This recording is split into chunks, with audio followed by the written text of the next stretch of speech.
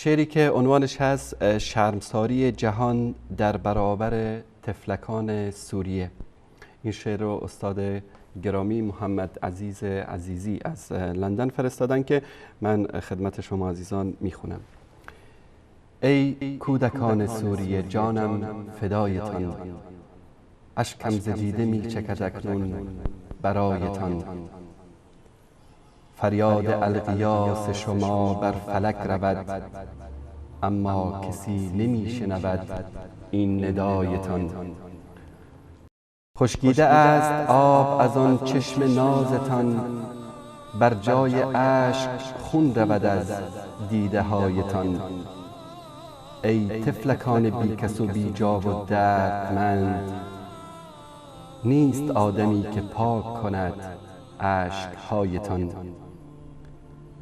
ای کودکان تشنه لب شام با خبر، جرم شماست مذهب و جغرافیایتان.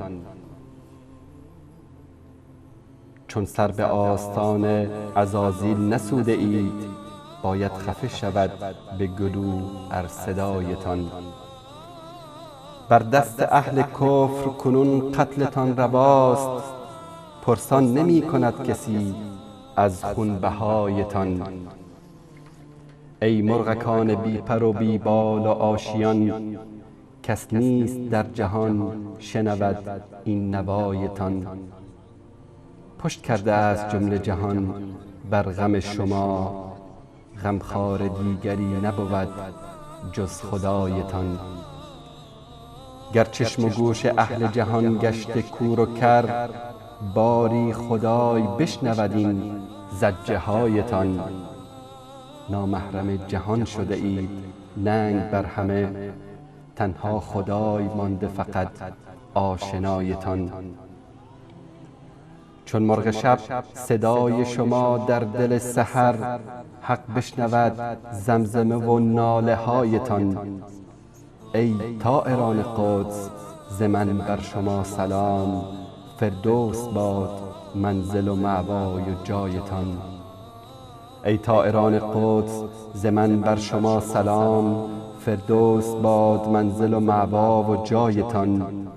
باشد عزیز خاطر ما اهل سوریه، هر مؤمنی همیش نماید دعایتان. تشکر میکنم از جناب استاد عزیزی و این شعر زیبا.